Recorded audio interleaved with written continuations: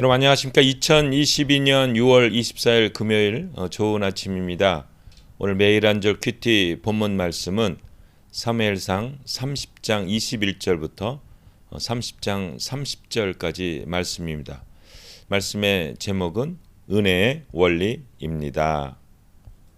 본문 말씀을 요약을 하면 하나님이 허락하신 승리였기에 다윗은 은혜의 원리를 따라 공평하게 전리품을 나누고 유다의 장로들에게도 승리 혜택을 나누어 줍니다. 오늘 그 제목이 참 멋있어요. 은혜의 원리, The Principle of Grace, 은혜의 원리입니다. 오늘 제가 묵상하는 큐티는 두 절입니다. 사무엘상 30장 23절과 24절입니다. 그러나 다윗은 이렇게 대답하였다. 내 형제들아, 그건 안 된다. 여호와께서 우리를 안전하게 지키시고 우리를 도와 원수들을 쳐부시게 하셨다. 너희가 이런 말을 한다고 들어줄 사람이 있겠느냐? 전쟁터에 직접 나가 싸운 사람이나 여기서 남아 우리의 소유물을 지킨 사람이나 다 같이 전리품을 나누어 가져야 한다. 입니다. 이 말씀을 요약을 하면 어제 말씀하고 이제 연결이 된 거죠. 원래는 이제 600명이 이제 그 아말렉 족속을 치는데 같이 참여를 하였습니다. 그런데 이제 200명이 좀 지쳐가지고 못 하는 거예요. 그래서 이제 다솔 시내라는 곳에서 있게 하고, 그리고 이제 그러면 너희들은 여기 우리 사람들을 지키고 있어라. 그 가족들을 지키고 있어라. 뭐 이런 식으로 좀 지키고 있어라. 이렇게 남기고 이제 건강한 400명을 갖고 이제 아말렉 족속을 기습 공격해서 승리를 거둔 겁니다. 그래서 많은 이제 전리품을 갖고 온 거예요. 이제 전리품을 갖고 왔는데 거기 이제 있던 다솔 시내에 이제 도착을 한 거예요. 근데 다윗이 그거를 아주 이렇게 균등하게 똑같이 이렇게 나누어 주니까 그 전쟁에 참여했던 400명 중에 일부분이 이건 안 됩니다. 저 사람들은 놀고 있었는데 우리는 목숨을 걸고 했는데 왜 저 사람들에게 전리품을 나누어 줍니까? 그건 안 됩니다. 이렇게 얘기합니다. 그런데 여러분 그 재밌는 게 뭐냐면 이 성경에는 이 사람들을 불량배라고 이렇게 표현해요. 가서 이제 전쟁에 참여했거든요. 목숨을 걸고. 그런데도 불량배 이렇게 표현합니다. 불량배라는 게 뭐냐면 이게 뭐 깡패가 아니라 하나님의 뜻을 거역하는 사람들이란 그런 의미예요. 우리가 이제 순종을 해야 되는데 하나님의 뜻에 불순종하는 사람들.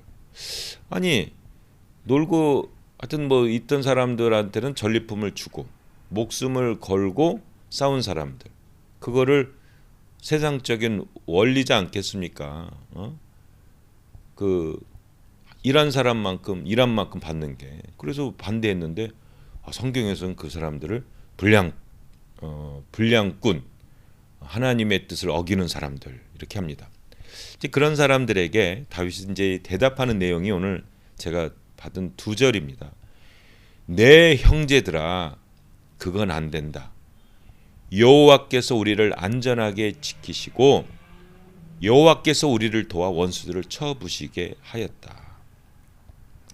전쟁터에 직접 나간 사람이나 여기서 남아 우리의 소유물을 지킨 사람이나 다 같이 전리품을 나누어 가져야 한다 하는 원칙을 얘기합니다. 이게 이제 은혜의 원리죠. 성경 읽어보시면 이 다윗의 이렇게 했던 행동이 결국은 법이 돼서 이 원칙이 돼서 계속 이런 식으로 이제 이스라엘 백성들이 전쟁을 할 때마다 전리품을 나누는 방법에 이렇게 이 원칙을 따르게 되었다고 합니다.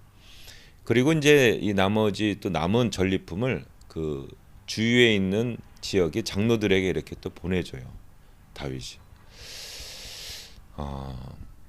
여러분 이거 어떻게 생각하십니까?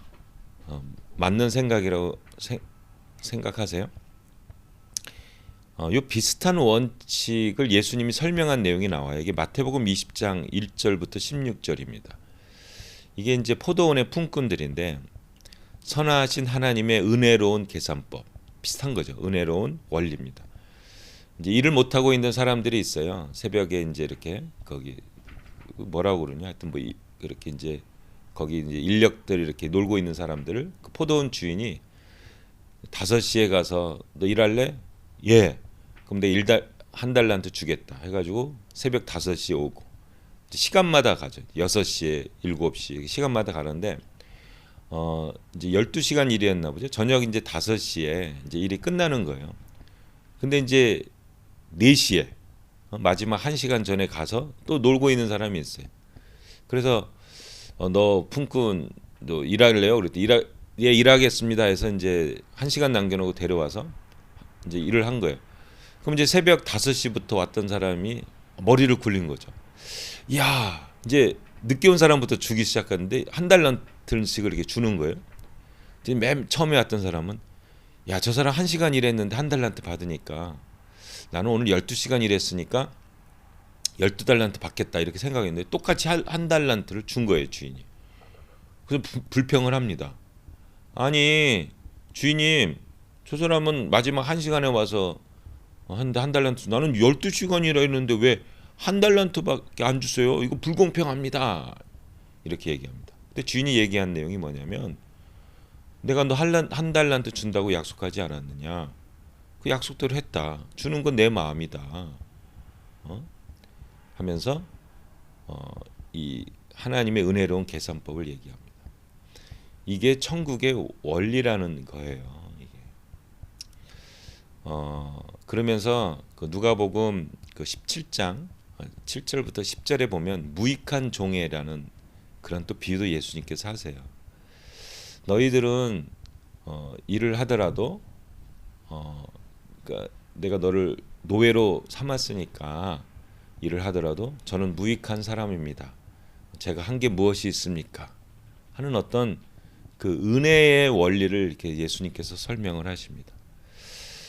우리 이 크리스찬들이요, 이 하나님 믿는 사람들이 아까 그 아침에 일찍 왔던 사람들처럼 아니면 아까 그 불량배들처럼 우리가 더 많이 했으니까 우리가 더 많이 가져야 된다 이렇게 어떤 그 세상적인 원리를 얘기하게 되면 자기의 의가 이제 들어가게 돼요. 그래서 내가 잘나서, 내가 열심히 해서, 내가 이렇게 충실했기 때문에 이래서 이렇게 일이 이루어진다라는 하나님 나라의 자기의 공로를 컨트리뷰션, 기여도를 얘기하게 되면 사람이 교만하게 됩니다. 그래서 무익한 종의 자세는 필요하다고 생각합니다. 저는 무익한 사람입니다. 저는 아무것도 아닌 사람입니다. 근데 예수님께서 저를 구원해 주셨습니다. 저 그 구원의 은혜. 그래서 저는 예수님의 노예입니다. 종입니다. 가라면 가고 오라면 합니다. 그것만 해도 너무 감사합니다. 하는 무익한 종의 자세. 이런 자세가 이루어져야만 하나님 나라가 확장이 되게 되고요. 인간들이 드러나지 않고 하나님, 예수님, 성령 하나님이 드러나게 됩니다. 이 원리를 다윗이 알게 된 거예요. 다윗이 이렇게 얘기하잖아요. 여호와께서 우리를 안전하게 지키고 여호와께서 우리를 도와서 원수들을 쳐부시게 해. 내가 한 게 아니다. 여호와께서 하신 것인다. 우리가 한 게 뭐가 있느냐? 그 무슨 전리품을 더 가져가려고 하느냐? 공평하게 나누어 가져야 한다는 원칙을 이야기하게 됩니다. 여러분들은 하나님 일을 하면서 세상의 일을 하면서 이런 무익한 종의 자세를 갖고 계십니까? 다윗의 자세를 갖고 계십니까? 이러한 자세가 이루어져야만 진짜 하나님의 나라가 됩니다. 하나님만이 드러나고 예수님만이 드러나고 성령 하나님이 많이 드러나게 됩니다. 인간들의 모습은 사라지게 되는 거죠. 그러면서 진짜 하나님이 통치하는 하나님의 나라가 이루어지게 됩니다. 오늘 하루 이 무익한 종의 자세를 갖고 우리 열심히 우리 하나님 일을 합시다. 우리 세상 일을 합시다. 우리 가정 일을 합시다. 그러면 기쁨이 되고 은혜가 되고 감사가 이루어지게 됩니다. 오늘의 마지막 한마디, 무익한 종의 자세가 짱입니다. 아멘.